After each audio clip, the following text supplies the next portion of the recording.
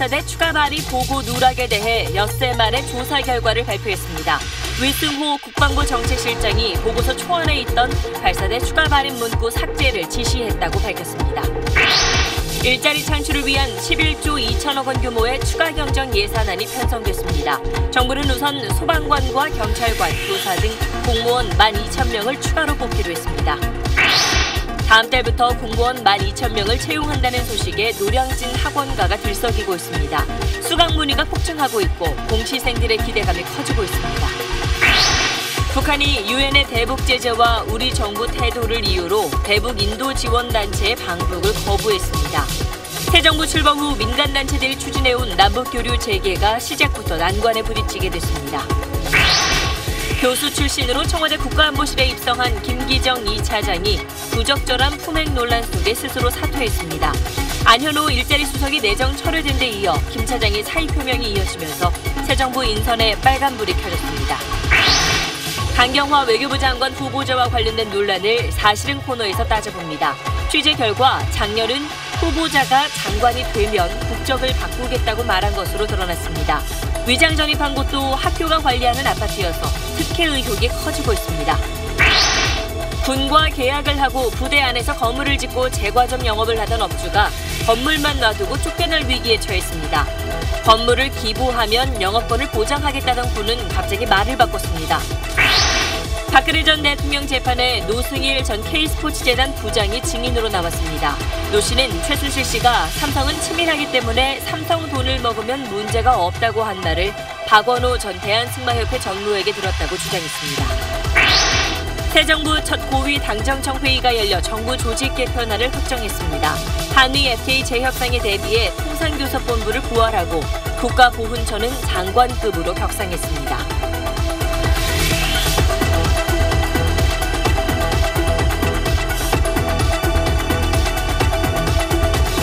수소, 우주의 75%. 그 무한한 수소로 자동차를 달리게 하다. 현대자동차. 여러분 안녕하십니까? 사드 발사대 추가 반입 사실이 왜 보고되지 않았는지 대통령이 진상조사를 지시한 지 엿새 만에 청와대가 그 결과를 발표했습니다. 국방부 정책실장이 보고서 초안에 있던 추가 반입 내용을 삭제하라고 지시한 걸로 드러났습니다. 이렇게 지시한 이유는 미군 측과 사전에 공개하지 않기로 합의했기 때문이라고 청와대는 밝혔습니다. 오늘 첫 소식 한상우 기자입니다. 청와대의 사드 보고 누락 조사의 초점은 보고서 초안에 있었던 문구를 누가 왜 삭제했는지였습니다. 지난달 25일 국정기획자문위원회, 26일 국가안보실에 대한 보고에서 의도적인 누락이 있었다고 본 겁니다. 청와대는 민정수석실의 진상조사 결과 위승호 국방부 정책실장이 지난 26일 문구 삭제를 지시했다고 밝혔습니다. 보고서 초안에는 발사대 6기, 추가 발사대 4기 보관 위치가 적혀 있었습니다. 보고서 검토 과정에서 위승호 국방정책실장이 이런 문구들을 삭제토록 지시한 것으로 확인됐습니다. 청와대는 위 실장이 최종 보고서에 발사대와 레이더 등 한국 전개처럼 모호하게 기재하게 했다고 밝혔습니다. 또 부연 설명도 없어서 청와대가 발사대 추가 반입 사실을 알 수 없도록 했다고 밝혔습니다. 업무 보고 시 아무런 부연 설명도 하지 않아 발사대가 추가 반입된 사실을 인지하지 못하도록 했습니다. 위 실장은 발사대 추가 반입 문구를 삭제한 것은 미군 측과 공개하지 않기로 합의했기 때문이라고 밝혔습니다. 그래서 이전 보고서에도 그런 내용을 기재한 적이 없었다며 구두로 설명하려고 했다고 해명했지만 청와대는 구두 보고도 하지 않았다고 밝혔습니다. SBS 한상우입니다. 그런데 국방부는 발사대의 추가 반입 사실을 당시 황교안 대통령 권한대행에겐 보고했었다고 청와대가 밝혔습니다. 즉 대선 전에 작성된 국방부 보고서에는 추가 반입 내용이 적혀 있었는데 문재인 대통령이 당선되자 이를 삭제했다는 겁니다. 계속해서 이한석 기자입니다. 청와대는 사드 발사대 4기가 추가 반입된 사실은 황교안 전 대통령 권한대행과 김관진 전 안보실장에게 이미 보고됐다고 밝혔습니다. 지난 정부에서는 발사대 추가 반입 사실이 NSC에 보고되어 대통령 직무대행까지 알고 있었던 것으로 확인됩니다. 대선 전 국방부가 미리 작성했던 청와대 보고 문건에도 사드 발사대 문구는 남아 있었습니다. 그러나 문재인 대통령이 당선된 뒤 국방부가 청와대 보고서에서 해당 문구를 삭제했다는 것입니다. 문 대통령에게 보고하지 않기 위해 의도적으로 삭제했다고 보는 근거입니다. 위승호 국방부 정책실장이 밝힌 문구 삭제 이유도 석연치 않습니다. 언론에 공개하지 않기로 한 미군과의 합의를 근거로 전 정부에 보고한 군사 기밀을 새 정부 군 통수권자에게 보고하지 않은 겁니다. 보고서에서 해당 내용을 삭제하고 구두 보고도 하지 않은 행위는 묵과할 수 없는 사안입니다. 청와대는 문구 삭제를 지시한 위 실장을 직무에서 배제했습니다. 또 관계자들에 대한 추가 조사도 지시했습니다. SBS 이한석입니다. 사드 부지로 결정된 성주 골프장은 보시는 것처럼 세로가 긴 직사각형입니다. 이 가운데 일부를 미군 측에 제공했는데 이 사드 부지 모양은 알파벳 U자를 거꾸로 한 모양, 그러니까 말발굽 형태입니다. 이렇게 기형적인 모양의 부지를 제공한 이유는 전략 환경 영향 평가, 즉 까다로운 절차를 피하기 위한 의도적인 설계였다고 청와대는 결론 내렸습니다. 김수영 기자입니다. 청와대가 밝힌 전체 사드 부지 제공 면적은 70만 제곱미터입니다. 국방부는 이걸 두 단계로 나눠 먼저 32만 8,779 제곱미터를 미군 측에 제공했습니다. 전략 환경 영향 평가 기준인 33만 제곱미터에 불과 1,200여 제곱미터 모자라는데 전략 환경 평가는 상대적으로 절차가 까다롭고 기간이 오래 걸립니다. 청와대는 의도적이라고 판단했습니다. 1단계 부지를 33만 제곱미터 미만으로 지정함으로써 소규모 환경 영향 평가만 받도록 계획한 것입니다. 1차로 제공한 사드 부지 모양을 보면 거꾸로 된 U자 형태입니다. 굳이 가운데를 비워놓을 이유가 없는데도 국방부가 제공 면적을 줄여 환경 영향 평가를 회피하기 위해 일부러 기형적인 설계를 했다는 겁니다. 국방부가 이미 제공한 32만여 제곱미터 부지 외에 2차로 미군 측의 부지를 제공할 계획을 세우던 사실은 이번에 처음 공개됐습니다. 국방부는 사드 보고 누락 파문이 커졌을 때 발사대 4기가 추가로 배치된다 해도 부지 공유는 더는 없다고 말했습니다. 4기를 그 공여된 면적, 그 사업 면적 내에다가 배치가 되기 때문에 추가 공유는 없습니다. 청와대는 환경 영향 평가를 회피하기 위한 시도가 어떤 경위로 이뤄졌으며 누가 지시했는지 추가로 경위를 파악하라고 국방부에 지시했습니다. SBS 김수영입니다. 문재인 대통령은 모든 국민이 수긍할 수 있도록 법에 정해진 적정한 환경 영향 평가를 다시 진행하라고 지시했습니다. 국방부 역시 다시 검토하겠다는 입장을 밝혔습니다. 이 소식은 김웅수 기자입니다.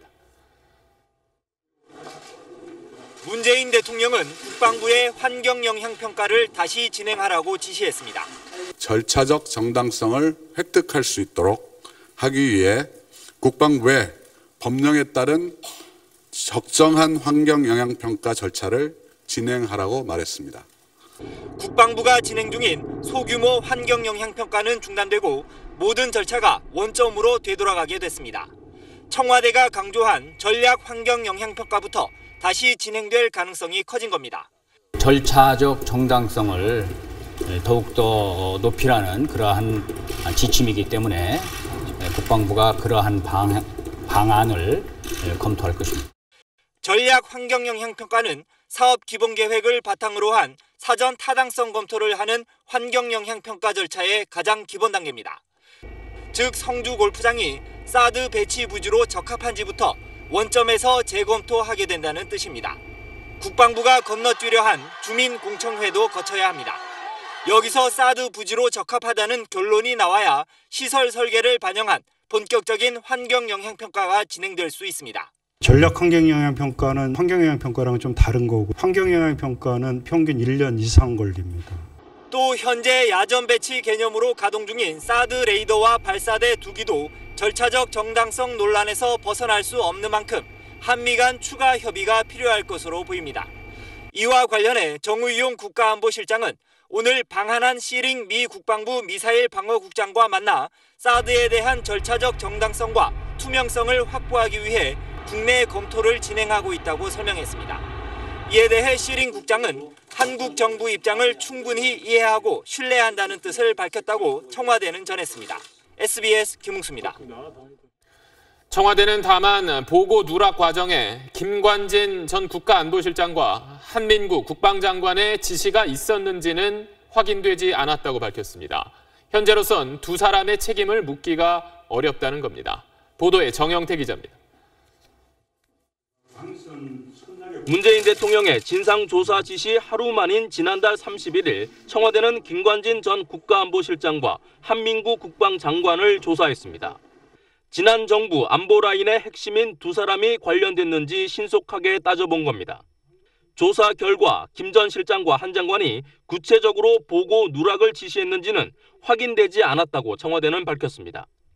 정의용 국가안보실장과 한 장관의 지난달 28일 오찬 대화도 법적 책임은 묻기 어렵다는 결론입니다. 사드 4기 추가 반입되었다는데요 라고 물었으나 한 장관은 그런 게 있었습니까? 라고 반문했습니다.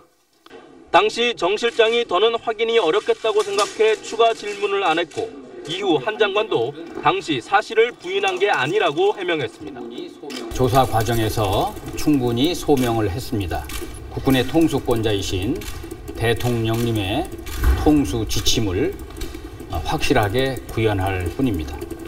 청와대는 다만 당시 오찬에서 사드 같은 중요 사안을 한 장관이 자세히 설명 안 한 건 문제라고 지적했습니다. 사드 배치를 주도했던 김관진 한민구 라인으로 책임이 확대되지 않고 실무선에서 문책이 마무리된 건 외교적 파장을 최소화하려 했다는 분석도 나오고 있습니다. 하지만 청와대가 국방부에 대한 환경영향평가 회피 의혹 조사도 진행하기로 해 두 사람의 이름이 다시 불거질 가능성도 배제할 수는 없습니다. SBS 정영태입니다. 문재인 정부의 최우선 과제인 일자리 창출을 위해 11조 2천억 원 규모의 추가 경정 예산안이 편성됐습니다. 추경으로 11만 개 이상의 일자리를 만든다는 계획인데 정부는 우선 소방관과 경찰관, 교사 등 공무원 12,000명을 추가로 뽑기로 했습니다. 박소진 기자가 보도합니다. 우리나라 소방관들에게 잦은 야근과 휴일 근무는 다반사입니다. 소방관 한 명이 감당하는 인구가 이웃 일본보다 50%나 많을 정도로 턱없이 부족한 인력 때문입니다. 정상적인 3교대가 안 되고 2교대 근무가 되면서 24시간 일하고 24시간 쉬고 이 근무가 반복되기 때문에 현장 활동하는 데에도 지장을 초래할 수가 있습니다. 경찰의 경우 의무경찰이 2023년 폐지되면 치안 공백이 불가피한 실정입니다. 정부는 추경을 투입해 우선 소방관과 경찰, 교사 등 국민안전과 민생 관련 공무원 12,000명을 추가 채용할 계획입니다. 공공부문이 일자리 창출에 마중물 역할을 하도록 하겠다는 겁니다. 경찰과 소방관은 당장 다음 달 시험 공고를 낸 뒤 각각 9월과 10월에 시험을 보고 연말에 채용을 확정할 계획입니다. 민간 고용을 활성화하고 중소기업의 청년 채용을 장려하는 데도 추경이 투입됩니다. 청년 3명을 정규직으로 뽑으면 세 번째 근로자의 임금을 3년간 지원하기로 했습니다. 여성의 근로환경 개선을 위해 육아휴직 급여를 2배로 올려주는 정책도 펼칩니다. 근본 추경을 통해 11만 개 이상의 일자리가 창출되면서 일자리 중심 경제 성장의 토대가 마련될 것으로 기대합니다. 정부는 이런 내용의 추경안을 이달 임시국회에서 처리해 이르면 다음 달부터 집행한다는 계획입니다. SBS 박수진입니다. 공무원 시험 준비생, 줄여서 공시생이라고 부르죠. 이 공시생이 지난 2011년에는 18만 5천 명이었고 5년 뒤인 지난해에는 25만 7천 명까지 크게 늘었습니다. 공무원 취업문은 그야말로 바늘구멍 같았는데 오늘 발표된 공무원 추가 채용 계획에 노량진 학원가가 들썩이고 있습니다. 노동규 기자가 공시생들을 만나봤습니다. 공무원 시험학원이 밀집한 서울 노량진입니다. 점심시간 식당에 모여 앉은 공시생들의 화제거리는 단연 공무원 증원 정책. 특히 정부가 올 하반기에 경찰 공무원을 1,500명 더 뽑기로 했다는 소식에 잔뜩 고무됐습니다. 그러면 1,500명 순 증원된 거야? 지원 많이 하겠다. 지원하는 사람도 많겠다. 친구도 응원 된다고 하니까 자기네들도 공부 어떻게 하냐고 소방이나 경찰 준비한다고 연락 오더라고요. 이 경찰시험 전문학원의 경우 새 정부 들어 공무원을 많이 뽑을 거란 기대감에 수강 문의가 30%나 늘었습니다. 지금 37, 8 되는 친구들도 있습니다. 그 친구들이 요즘에 이제 다시 공부를 시작하겠다라고 문의도 오고 뭐 그렇게 하겠다라고 하면서 전화도 오고. 낙방을 거듭해 공무원의 길을 포기했던 사람들까지도 다시 되돌아오는 상황입니다.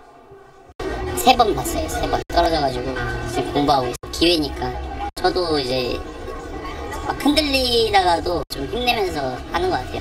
힘들어도 좀 참으려고 하고. 인터넷에선 이 기회에 공무원이 되겠다며 다니던 직장까지 그만두고 함께 공부할 사람을 찾는 글도 올라와 있습니다. 하지만 지난해 공무원 시험 합격률은 1.8%에 불과합니다.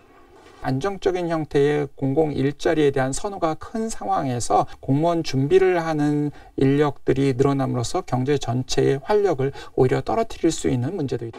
여전히 낙타 바늘구멍 들어가긴 하지만 공무원 증원 계획에 많은 공시생들이 희망을 거는 건 그만큼 우리 사회에 양질의 일자리가 부족하다는 방증입니다.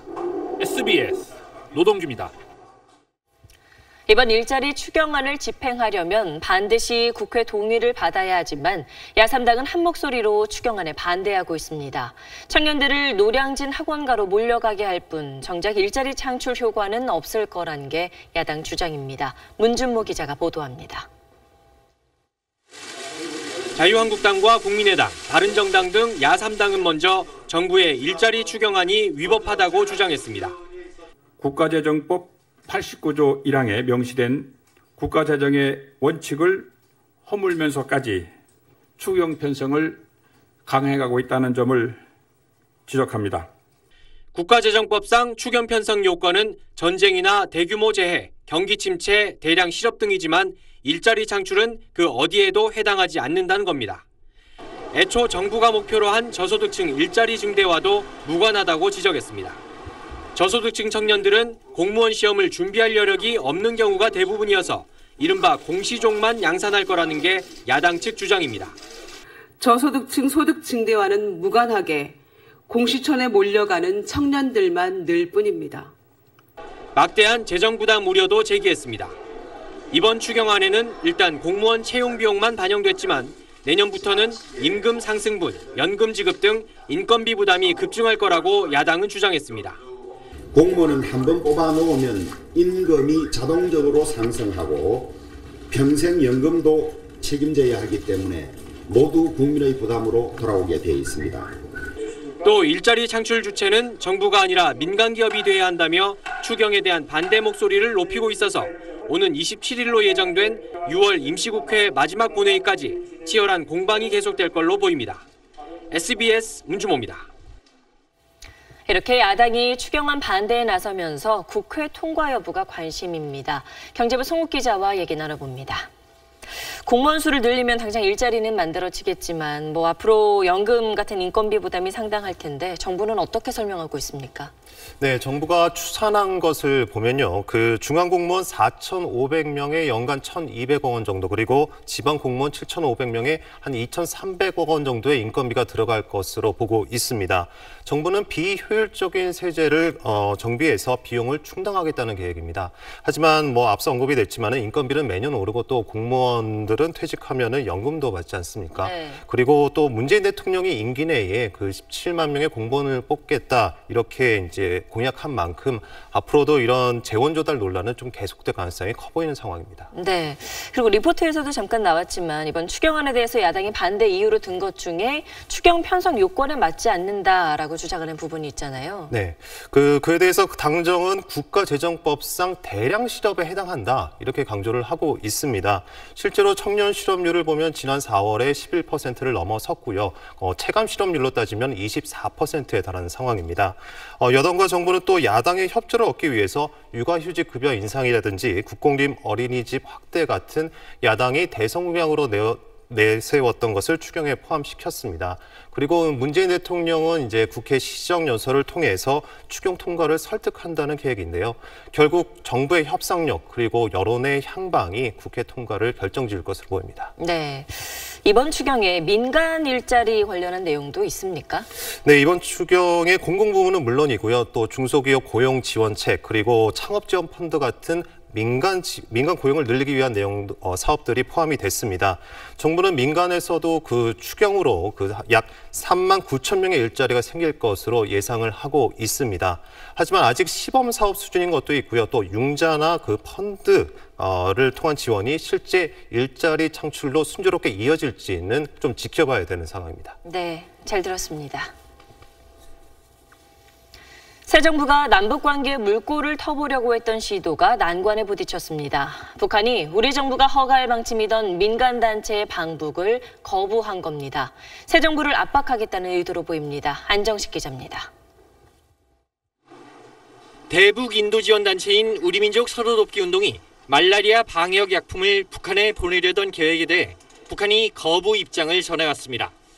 북한은 우리 정부가 지난 2일 UN 대북 제재 결의안을 지지한 것을 문제 삼았습니다. 남쪽 정부도 같이 여기에 동참한 거에 대해서 북쪽 인민들이 굉장히 좀 부강돼 있다. 이런 상태에서 민간단체 교류를 좀 하기 힘들다. 이 단체는 지난달 26일 민간단체로는 1년 4개월 만에 처음으로 대북 접촉 승인을 받았고 방북해 북한의 물자를 지원할 계획이었습니다. 6.15 남북 공동행사를 추진 중인 6.15 남측위에도 북한 입장이 전달됐습니다. 역시 정부의 대북 기조를 문제 삼으면서 6.15 행사를 우리 측이 제안한 개성이 아닌 평양에서 열자고 밝혔습니다.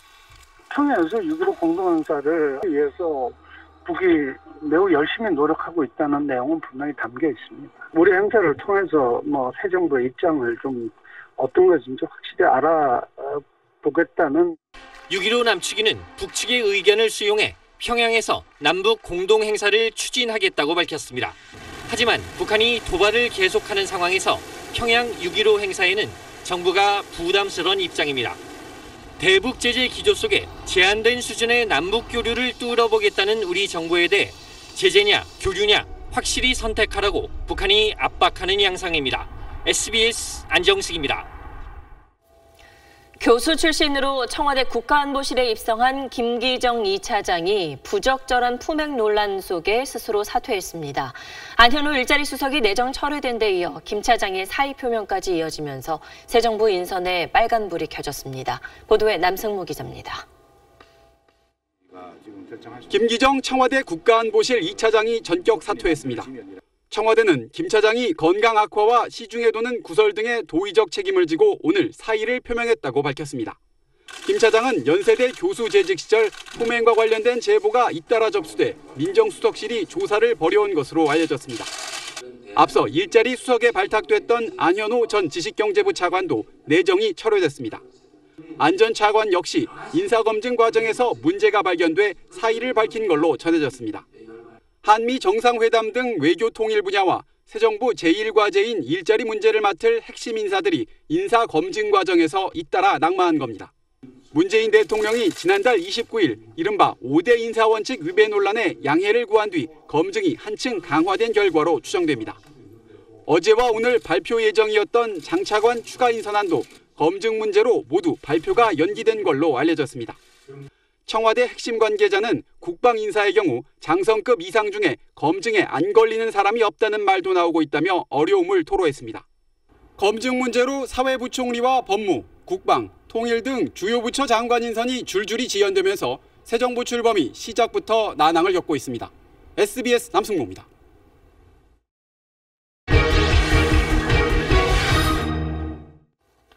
청와대는 강경화 외교부 장관 후보자를 지명하면서 이례적으로 2가지 흠결을 미리 공개했습니다. 큰딸의 미국 국적 그리고 위장 전입이었습니다. 강경화 후보자에 대한 청문회를 앞두고 오늘 사실은 코너에서 이 2가지를 좀 더 면밀하게 따져보겠습니다. 자, 박세영 기자, 먼저 강경화 후보자 이제 큰딸의 미국 국적 이 부분 이제 한국 국적을 취득하겠다 이 말 했었는데 국적 회복 신청을 했나요? 네, 신청은 아직 하지 않았다고 합니다. 네. 청와대가 처음 밝혔던 내용을 일단 다시 보시면 이 후보자의 장녀는 미국에서 태어났고 그래서 이제 선천적인 이중 국적자다. 그리고 2006년에 미국 국적을 선택했다는 거고요. 이런 후보자의 장녀가 다시 한국 국적을 취득하겠다고 저희와 약속이어서 저희는 이제 청와대라는 거죠. 약속했다. 네, 청와대와 약속했다고 발표를 했었습니다. 네. 그런데 이제 강경화 후보자 남편 얘기는 좀 달랐습니다.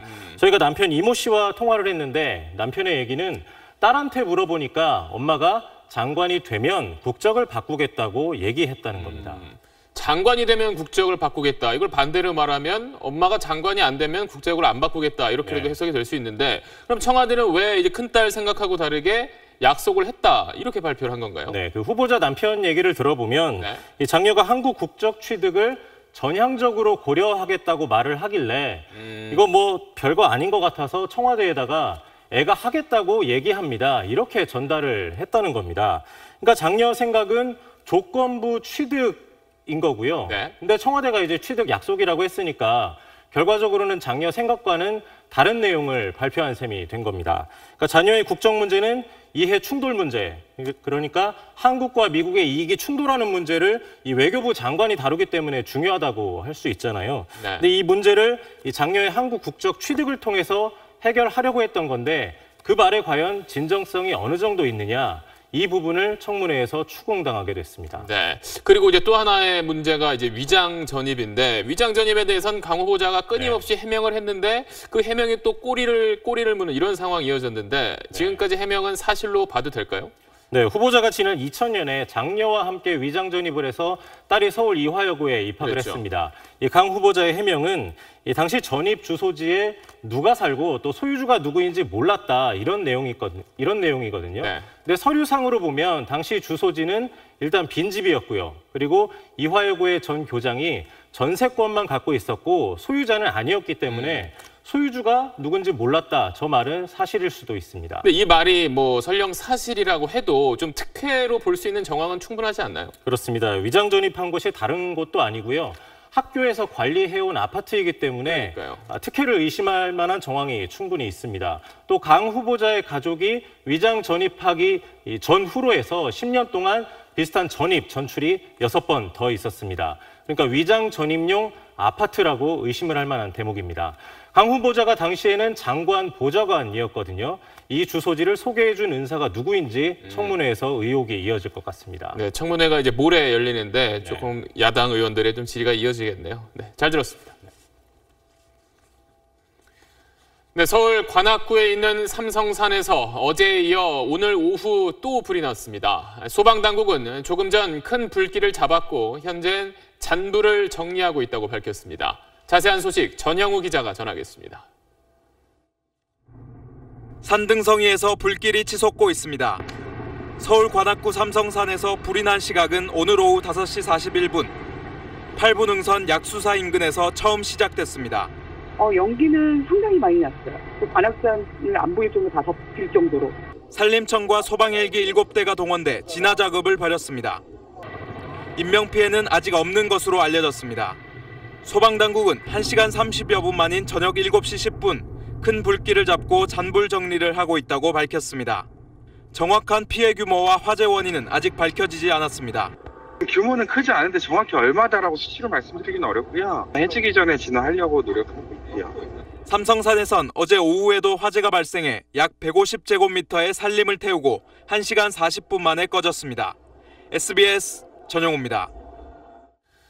지하수를 끌어올리기 위해서 안반을 뚫고 우물처럼 파놓은 걸 관정이라고 합니다. 그런데 요즘 워낙 가뭄이 길어지다 보니까 땅속 깊숙한 곳까지 파놓은 커다란 관정도 말라버렸습니다. 이렇다 보니까 소방차와 레미콘까지 물 지원에 동원되고 있습니다. 한지연 기자입니다. 지하 100m 이상 안반을 뚫어서 만든 대형 관정입니다. 지표수를 사용하는 중소형 관정이 가뭄에 말라버릴 때에 대비해 파놓은 겁니다. 그런데 이마저도 가뭄의 무용지물이 돼버렸습니다. 6분에서 7분 정도 물을 퍼올리면 끊기고 맙니다. 바로 옆에 있는 논에조차 물을 대지 못하는 상황입니다. 그래도 작년까지는 뭐 여기저기서 물 끌어다가 심었는데 올해는 처음인 것 같아요. 다른 때 같으면 벌써 다 끝났죠, 모내기. 좀 편히 쉴 때? 근데 지금 이제 한참 바쁘죠. 물대로 다니느라고. 대형 관정마저 말라버릴 만큼 최악의 가뭄에 물대기 총력전이 펼쳐지고 있습니다. 일선 소방서는 화재에 대비한 최소한의 소방차를 제외하고 가뭄 지원에 총동원하고 있습니다. 레미콘 차량까지 급수에 동원됐습니다. 한 레미콘 회사가 7톤의 물을 실을 수 있는 레미콘 차량 40대를 지원한 겁니다. 인근 저수지에서 물을 길어다 바싹 말라버린 논에 붓고 있습니다. 아이고 말할 수가 없지요. 이렇게 협조를 해줘가지고 이렇게 참 감사하고 너무 고맙고. 내일 낮부터 남부지방을 시작으로 전국에 비가 내리겠지만 가뭄 피해가 심각한 경기 남부와 충청도 지역을 해결하기에는 부족할 전망입니다. SBS 한지연입니다. 군과 계약을 하고 부대 안에 건물을 지은 뒤에 제과점을 운영하던 업주가 그 건물만 놔두고 쫓겨날 위기에 처했습니다. 이 건물을 기부하면 영업권을 보장하겠다던 군이 말을 바꾼 겁니다. 김정우 기자가 취재했습니다. 공군의 한 전투 비행단에 있는 단층 건물입니다. 제과점이 1년째 방치되면서 탁자와 의자 위에는 먼지가 수북히 쌓여 있습니다. 49살 유모 씨는 지난 2013년 이 공군 비행단과 공개 입찰을 거쳐 수익이 기대되는 계약을 따냈습니다. 공군은 땅을 무상으로 제공하고 유 씨는 자비로 건물을 지어 소유권을 갖고 5년 동안 제과점을 운영하는 조건이었습니다. 4개월 정도의 공사 기간 동안에 전체 건축 비용 다 포함하면 한 4억 정도 투자를 해서 건물이 완공돼서 영업을 시작을 했죠. 하지만 2년 정도 영업을 하던 지난 2016년 4월 문제가 생겼습니다. 군부대 안에 일반인 소유의 건물을 지은 건 국유재산법 위반이라는 공군 내부의 지적이 나온 겁니다. 비행단은 새 제안을 내놨습니다. 건물을 기부하면 유 씨에게 투자 비용을 회수할 만큼의 영업권을 보장해주겠다는 기부 체납 방식이었습니다. 그러자 이번엔 국방부가 제동을 걸었습니다. 제과점 등은 기부 체납 대상이 아니기 때문에 기부를 대가로 영업권을 주는 것도 불가능하다는 겁니다. 기부는 가능한데 운영은 불가하다. 그렇다면 제 재산을 국가에 헌납하고 저는 몸만 빠져나가라는 얘기인데 그렇다면 이건 국민 재산을 국가가 강탈하는 거 아니냐. 국방부는 공군을 상대로 한 달째 감사를 벌이고 있지만 유 씨와 공군과의 계약에 대해서는 뚜렷한 해법을 찾지 못하고 있습니다. SBS 김정우입니다. 전국의 초등학교를 돌면서 빈 교실에 들어가 선생님들의 돈을 훔친 40대가 붙잡혔습니다. 학생이 훔친 것처럼 보이기 위해서 지갑 안에 있는 현금을 다 가져가지 않고 일부만 훔쳤습니다. KBC 이상환 기자입니다. 텅 빈 교실에 흰색 장갑을 낀 남성이 들어옵니다. 가방과 책상을 뒤지더니 교실 뒤편으로 가 옷장도 열어봅니다. 절도등 전과 13범인 48살 박모 씨는 지난 2월부터 석 달 동안 전국 65곳의 초등학교 교실에서 금품을 훔쳤습니다. 지갑 속 신용카드는 손대지 않고 현금이나 상품권, 그것도 일부만 가져갔습니다. 1회당 평균 피해액은 고작 4만 원. 교사들은 피해 사실을 눈치채지 못하거나 애먼 학생들을 의심했습니다. 5만 원하고 이제 제가 차비할 거 2만 얼마 이렇게 들어있었겠죠? 거의 그 중에서 5만 원만 택배가 하시는 거예요. 얼마 가져가는지 모르게. 범행 시각은 학부모나 인부인 척 출입할 수 있는 대낮. 박 씨는 교실 밖에 있는 사진을 보고 여교사가 다니는 교실에서만 범행을 저질렀습니다. 여교사들이 핸드백과 지갑을 주로 교실에 두고 다니는 점을 노렸습니다. 초등학교는 중고등학교와 달리 담임 교사들이 교실에 계속 머무르고 있고 여자 교사들 같은 경우는 핸드백을 항상 몸에 지니고 다니기가 어렵기 때문에 경찰은 박 씨를 구속하고 전국 교육청에 피해 예방을 위한 안내 공문을 보냈습니다. KBC 이상환입니다. 국정농단 사건을 폭로했던 노승일 전 K스포츠재단 부장이 오늘 박근혜 전 대통령 재판에 증인으로 나왔습니다. 노 씨는 예전에 최순실 씨가 삼성 돈은 먹어도 문제가 없단 말을 했다는 걸 들었다고 주장했습니다. 민경호 기자입니다. 법원에 도착한 박 전 대통령의 손에서 수갑 외에 손목보호대가 눈에 띕니다. 함께 재판을 받아야 하는 최순실 씨는 법정에 나오지 않았습니다. 구치소에서 어지럼증을 호소하다 넘어져 온몸에 타박상이 생기고 특히 꼬리뼈를 심하게 다쳤다는 겁니다. 증인으로 나온 노승일 전 K스포츠재단 부장은 오늘도 거침없는 폭로를 이어갔습니다. 노 씨는 최 씨가 독일에 세운 코레스포츠에서 재무 업무를 맡았던 인물입니다. 노 씨는 최순실 씨가 삼성은 치밀하기 때문에 삼성 돈을 먹으면 문제가 없다고 한 말을 박원호 전 대한승마협회 전무에게 들었다고 주장했습니다. 노 씨는 또 최 씨가 대통령과 친한 언니 동생 사이라는 말도 했다고 주장했습니다. 삼성이 지원한 최 씨의 독일 회사 코레스포츠 업무와 관련해선 최 씨가 직접 작성한 메모도 가지고 있다고 말했습니다. 법정 밖에서는 최 씨의 딸 정유라 씨의 구속을 강하게 주장하기도 했습니다. 귀국하기 전에 최순실 씨를 도와주는 변호사들로부터 많은 도움을 받은 것 같아요. 한편 오늘 재판에는 이재용 삼성 부회장의 재판을 담당하고 있는 재판부 부장판사와 배석판사들이 10분가량 방청석에 앉아 있어 눈길을 끌기도 했습니다. SBS 민경호입니다. 지난달 22일 세월호 3층에서 옷과 구명조끼를 착용한 상태로 수습된 유해의 신원이 일반인 미수습자인 이영숙 씨로 확인됐습니다. 이로써 미수습자 9명 가운데 4명의 신원이 확인됐습니다. 정호선 기자입니다.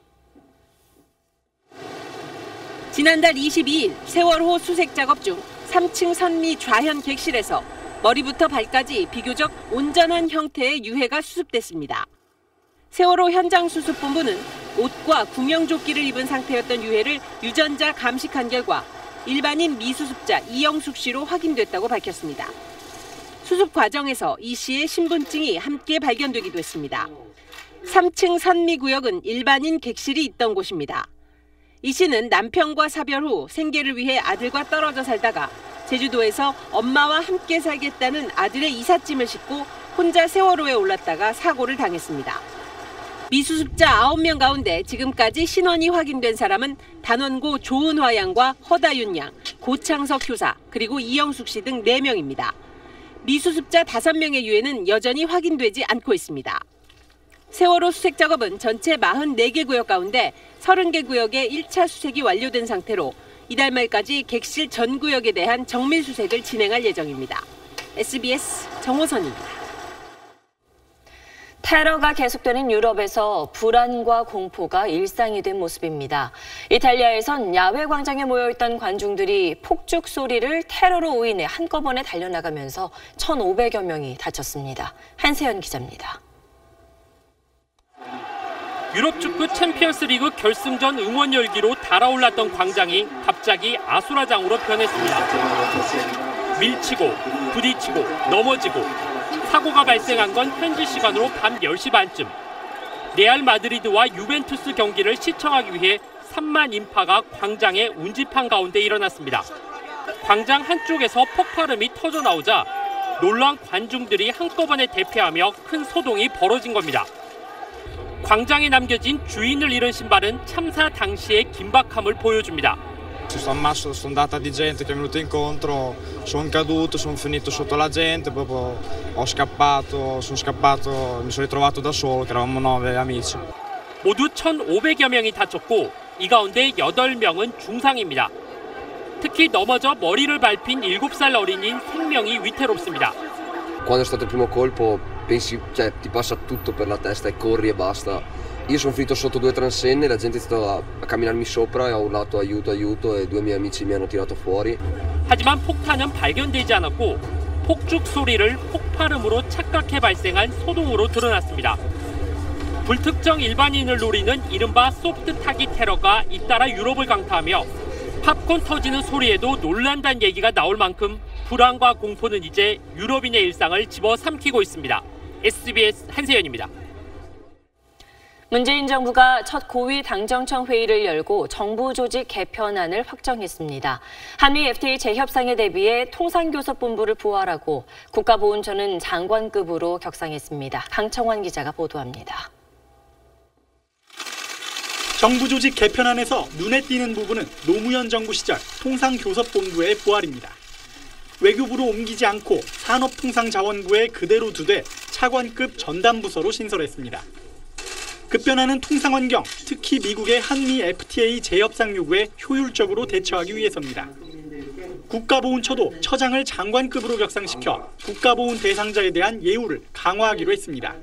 희생하고 헌신하는 분들을 제대로 기리는 것이 그것이 진정한 보훈이고 또 그것이 또 진정한 안보의 길이라고 그렇게 생각합니다. 대신 청와대 경호실을 경호처로 변경하면서 수장의 직급을 장관급에서 차관급으로 낮췄습니다. 중소기업청은 중소벤처기업부로 격상시켰고 소방청과 해양경찰청을 분리하면서 국민안전처는 폐지했습니다. 과학기술 컨트롤타워로 미래창조과학부 산하의 과학기술혁신본부도 새로 만들기로 했습니다. 기존 17부 5처 16청 5실체제에서 18부 5처 17청 4실체제로 조직 개편을 최소화한 것이 특징입니다. 국내외 어려운 여건을 고려할 때 국정 안정을 위해서는 조직 개편을 최소화하는 것이 바람직하다는 데 의견을 같이 하고 추가 조직 개편은 개헌 논의에 맞춰 진행하기로 했습니다. 정부와 여당은 이번 주 개정안을 제출하고 6월 국회 내 처리한다는 계획입니다. SBS 강청원입니다. 제주 농가에서 발생한 AI가 전염성이 강한 고병원성으로 확인되면서 정부가 위기 경보를 최고 단계인 심각으로 격상했습니다. AI 방역에 온 힘을 쏟고 있습니다. 송인호 기자입니다. 지난 2일 AI 최초 의심 신고를 난 제주시 애월읍의 토종닭 농가입니다. 폐사한 닭들을 정밀 검사한 결과 고병원성 바이러스로 확인됐습니다. 제주의 중간 유통상인이 운영하는 또 다른 농가 역시 고병원성으로 나왔습니다. 그동안 제주도는 야생 조류에서 AI 바이러스가 검출되긴 했지만 농가에서 고병원성 AI가 확인된 건 이번이 처음입니다. 거기서 들어올 때 그냥 보내줬거든요. 그냥 이상이 없다는 걸 때문에 보내주니까 약을 먹여라. 그 공중이가 그렇게 얘기했다. 그렇게 의심을 안 했어요. 이번 AI는 전북 군산의 종개농장에서 중간 상인 등을 거쳐 전국의 8개 시군에 팔려나갔습니다. 제주와 경남 양산, 경기도 파주, 부산 기장, 전북 군산 농장에서는 AI 양성 반응이 나왔고 나머지 지역에서도 검사가 진행되고 있습니다. H5N8형 AI 바이러스가 분변 등 외부 환경 또는 가금류의 감염 상태로 남아있다가 전파됐을 가능성이 있는 것으로 추정을 하고 있습니다. 정부는 AI 위기 단계를 최고 단계인 심각으로 격상했습니다. 심각 단계에선 모든 지자체가 AI 상황실을 설치하고 거점 소독시설을 설치해 확산 방지에 총력을 기울입니다. AI가 완전 종식될 때까지 비상체제를 유지하면서 전국 단위의 초동 대응과 차단 방역을 강력히 추진해 나가겠습니다. 정부는 일부 소규모 농가들이 AI 발생 사실을 숨기고 신고를 지연한 것이 화를 키웠다고 보고 처벌 강화를 추진할 방침입니다. SBS 송인호입니다. AI 확산을 막기 위해 정부가 전통시장에서 살아있는 닭의 판매를 다시 전면 금지했습니다. 시장 상인들 한숨은 깊어지고 있고 닭고기 값도 불안한 조짐을 보이고 있습니다. 이용식 기자가 취재했습니다. 전북 완주군에 있는 한 전통시장입니다. 살아있는 닭을 파는 가게마다 닭장이 텅 비었습니다. AI가 더 퍼지지 않도록 정부가 살아있는 닭을 팔거나 살 수 없게 했기 때문입니다. 이를 모르고 삼계탕용 토종닭을 사러 왔다가 헛걸음하는 손님들도 적지 않습니다. 토종닭이 맛있는 거 모든 사람이 다 아니까. 목사가 좀 아쉽겠어요, 많이. 겁나게 아쉽죠. 상인들은 AI 때문에 지난 겨울부터 봄까지 5달가량 문을 닫다시피 했다가 지난달 초쯤 영업을 재개한 상태. 토종닭 등 산닭을 판매한 지 불과 한 달 만에 다시 영업을 할 수 없게 되자 상인들은 큰 걱정을 하고 있습니다. 갑자기 또 문 닫고 쉬러 가면 이들은 어떻게 살아야 될지 정말 막막합니다. 안정을 되찾는가 싶던 달걀과 닭고기 가격도 불안한 조짐을 보이고 있습니다. 닭고기 1kg 소매가는 이달 초 5,800원대로 떨어졌으나 어제 다시 5,905원으로 반등했습니다. 농식품부 관계자는 AI 확산 조짐에 편승한 일부 유통상들의 매점 매석으로 가격이 오르지 않도록 다양한 정책 수단을 강구하겠다고 밝혔습니다. SBS 이용식입니다. 일에 쫓기는 직장인들이 평일에 여가 시간을 갖기란 참 어렵지요. 요즘에는 아예 저녁 식사도 끝난 늦은 밤에 모여서 운동도 하고 문화생활을 즐기는 직장인들이 늘고 있습니다. 신무섭 기자가 만나봤습니다. 퇴근길 직장인들이 하나둘 모여 운동복으로 갈아입습니다. 상당수가 SNS를 통해 처음 만난 사람들입니다. 어둠이 내린 저녁 8시 무렵 수십 명이 동시에 남산 언덕을 달리기 시작합니다. 5km 코스를 빠르게 뛰고 나면 숨이 턱까지 차오르지만 몸은 더 가벼워집니다. 시원한 밤바람을 맞으며 일터에서 쌓인 스트레스를 날려봅니다. 땀 흘리는 것도 기분이 좋고 무엇보다 운동을 했다는 것 자체가 보람이 있는 것 같아요. 그냥 자지 않고. 달빛도 없는 깜깜한 목요일 밤. 저녁 약속까지 마친 직장인들이 골프장에 모였습니다. 밤 10시 반에 시작된 라운드는 자정이 넘어까지 이어집니다. 요금은 평일 심야라서 9홀을 도는데 1인당 4만 원 정도입니다. 주말에는 이제 가족들과 해야 되는 시간도 있는데 평일에 저녁에 오게 되면 이제 가격도 저렴하니까 맥주 한잔 한다 이런 생각으로 오게 되면 참 좋은 것 같습니다. 바쁜 이들에겐 문화생활도 밤이 제격입니다. 이 극단은 평일 밤 9시 반에 시작하는 연극을 선보였습니다. 포즈 한번 보실래요? 아니요. 그럴 필요 없어요. 봐주세요. 막이 오르는 시간을 기다리는 관객들을 위해 공연장 앞엔 푸드트럭까지 자리했습니다. 배우분들이 많은 직장인분들이라든지 관객분들을 위해서 이제 연기해 주셔가지고 저희가 이렇게 여유로운 금요일 저녁을 보낼 수 있는 것 같아서. 자정까지 문을 여는 서점, 밤 9시까지 전시하는 미술관들도 속속 생겨나고 있습니다. 바쁜 일상 가운데 여가 생활에 대한 갈증을 풀려는 직장인들이 문화계의 풍경을 바꿔놓고 있습니다. SBS 심우섭입니다.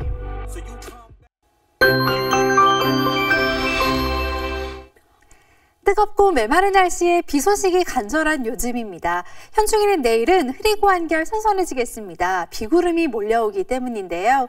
낮에 제주와 일부 남부지방에서 비가 내리기 시작해 밤에는 전국으로 확대되겠습니다. 하지만 강수량의 지역차가 크겠습니다. 제주 산간은 내일부터 모레까지 120mm 안팎의 비가 내리겠고 전남과 경남 지방은 40mm, 서울은 30mm 안팎의 비가 올 것으로 보입니다. 모처럼 단비가 내리는 건 반갑지만 가뭄을 해소시켜주기에는 부족한 지역이 많겠습니다. 내일 비가 오기 전까지 건조한 날씨가 이어지겠습니다. 기온은 오늘보다 내려가면서 내일 서울의 한낮 기온은 23도, 남부지방 광주와 대구의 낮 기온 22도 안팎에 머물겠습니다.